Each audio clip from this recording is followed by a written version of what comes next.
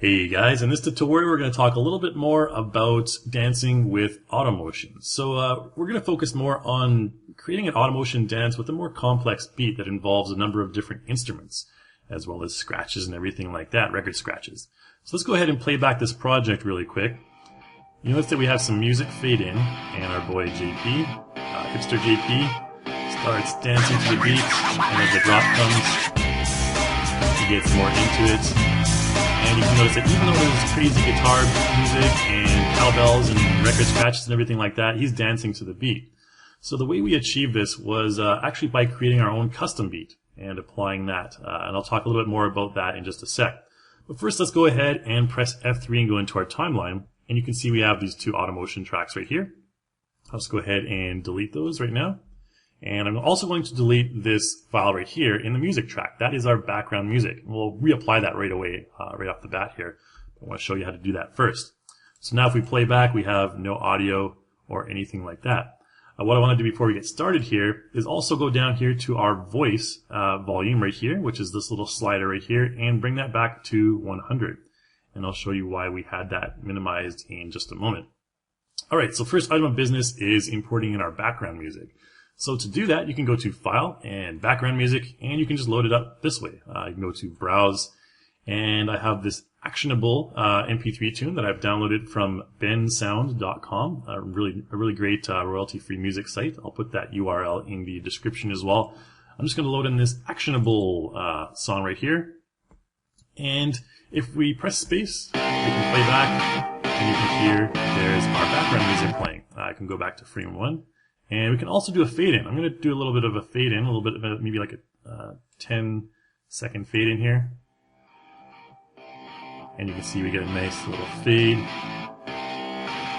as our music comes in. So we want to kind of try to make it more progressive. So we're going to have a little bit of a fade in at the beginning. And we can just go ahead and close that down now. Press F3 and go into our timeline. And again, that will be in your music track right here. You can see that actionable. And you can move it around if you want to do that as well. We'll just keep it the way it is though. And what we're going to do right now is, say for example, the conventional way, the normal way to do this would be to apply that same track instead of applying it as background music. So let's take our music volume all the way down now. If we wanted to have our character dance to that track, generally what we would normally do is go here to Automotion. And whoops, we need to add in a audio file first. Let's go to Create Script and Audio File. And let's load in that same file as a script. And this time we'll go into listen mode. So this is what we covered in our other dancing tutorial. And we need to apply an automotion to that right away, which is why I was going into these folders here, into scenario and into the dance folder. And here's a bunch of dance automotions. So take a look what happens when I apply this chin up one, for example. This is the one that we used in the example at the beginning. You can see it goes according to the waveform of the audio file. Because we have we have too many instruments at once, basically it's kind of confusing the automotion and we're not really getting the bouncing according to the beat there. So what we want to do is we want to avoid that. Let's go ahead and click that chin up automotion and delete the entire thing. So now we don't have that audio file, but we do still have the background music. So let's bring our background music back up to full volume there. And what we're going to do now is we're going to create our own custom beat using a nifty little program called Audacity. So I have Audacity right here. I'm going to load in that same file, go to File, Open, and load in that exact same file right here. You can see if I just press space, right from the beginning.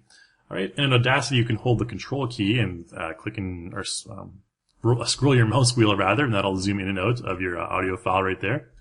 All right, so we'll go to a comfortable distance, maybe that's good. And what I want to do here is record my own custom beat. And the way I'm going to do that is simply by tapping on my microphone, creating a little bump bass line, I guess you can call it. All right, so make sure that you have your microphone volume up to full. I have my microphone selected. It's a Shure Digital. You can see right here. Select the Shure Digital. And you want to also make sure this item right here is set to Windows Direct Sound, at least on my computer. So let's go ahead and press record. And when I press record, it's going to allow me to record my own voice. I'm not going to talk, but I'm simply going to tap the microphone according to the beat.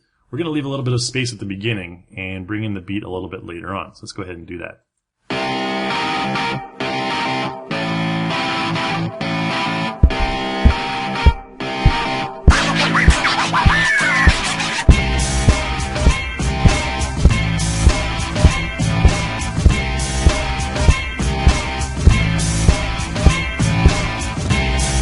Alright, so we'll press space and stop that right there. And you can see we have this little, as I was bumping the microphone there, sorry if that kind of hurts your ears, but we have this little wavelength that if we close this one down now, we can just play back. So that's just basically me tapping my microphone. Alright, so let's go ahead and just export this entire little clip here. It's about 20 seconds long. Let's go to File and select Export Audio. And we can save it to our desktop. We'll just call it Beat, for lack of a better name, and save it to our desktop. And go ahead and press OK. And now that's pretty much it. We can just close down Audacity right here and focus on CrazyTalk. We should close down the other project here as well. Alright, so let's go ahead and apply this to our character's listening automotion track, okay? So let's go ahead first and at the very beginning, frame 1, because that's where we started playing from.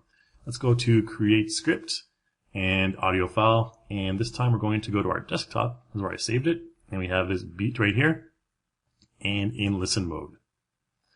Alright, so what's going to happen now, we're going to hear the beat come in.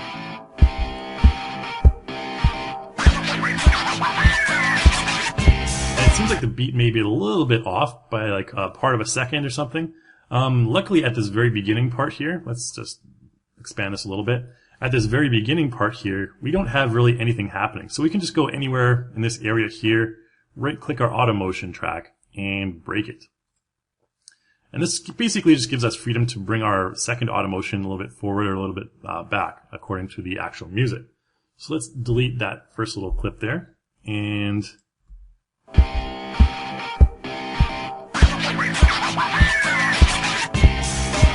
it seems like the beat is a little bit lagging behind. So let's take this first clip here. Let's go over to the very beginning here. And let's move it up a little smidgen here, like that, and then we can play back.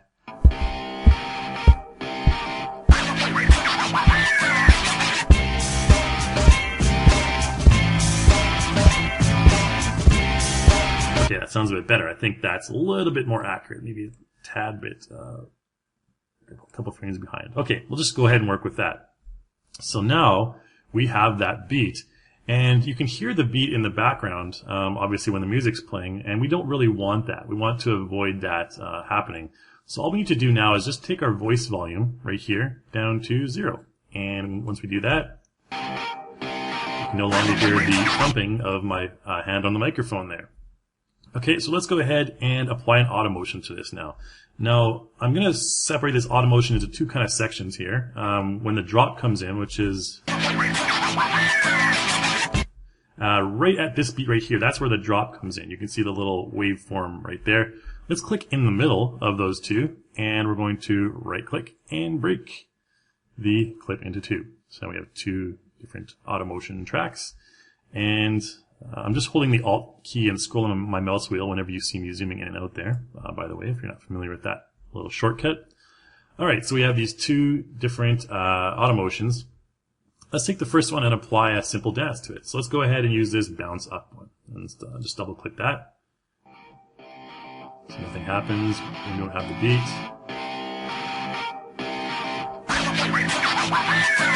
Okay, so just kind of bouncing up according to the beat. Could be a little bit earlier, I think. Let's go ahead and take that up a little tiny bit. I think a couple frames, maybe two. There we go. Let's see if that's a little bit better.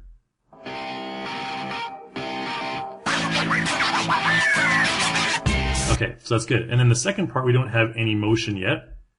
So let's go ahead and apply that an automotion to that second clip as well. So all you need to do is make sure your playhead is over top of that automotion clip, and let's apply this chin up one right here.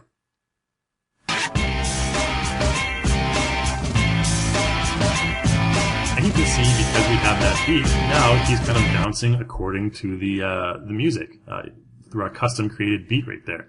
So that's pretty much all there is to it. I mean, at this point here, you can kind of modify it a little bit.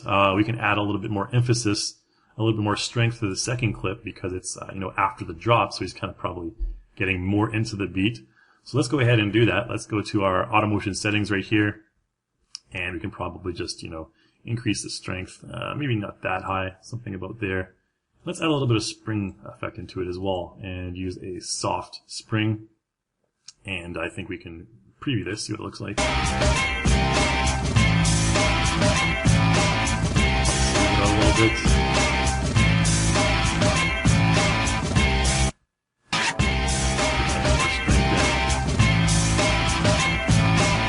Probably change this to an E.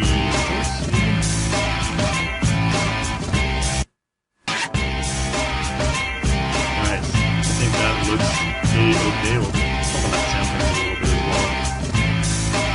Let's just go ahead and apply that. Alright, so it's a bit stronger than the other one. So that's how it looks after the beat drops. Okay, so let's go ahead and play back the entire thing then. We have our music slowly fading in. Starts to get into it. And then the beat comes in. I think that's a little too springy. Let's go ahead and take that spring out of there. I think we'll just take the easy out actually. I think if we change it to linear, that should work okay. There you go. It's a little bit softer. Not as bouncy. Alright, so let's play back the entire thing here.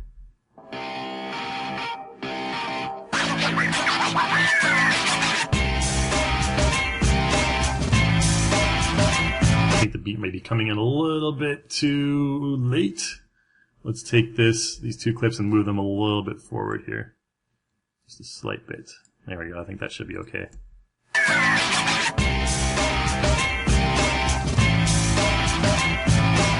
Alright, I think that's okay. So let's play back the entire thing here. Close down our timeline, and we should have a nice dance according to the beat instead of what we had before.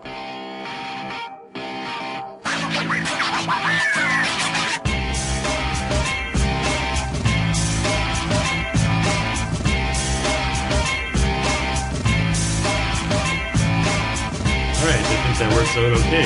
And that's where our beat stops, obviously, but the music keeps on playing because we didn't really create enough beat. We can always copy and paste that beat if we wanted to go for a longer period of time. But that's about it. Again, for this tutorial, guys, just wanted to show you how you can create your own quick custom beat. If the music tends to be confusing your character, or confusing the automotion rather, and your character is dancing all weird, you can create your own custom beat and apply it with your background music. Apply your music to the background music track and apply your beat to the automotion track. Alright, so that's about it. Thanks so much for watching. Check out our forums at forum.reallusion.com, and I'll see you next time.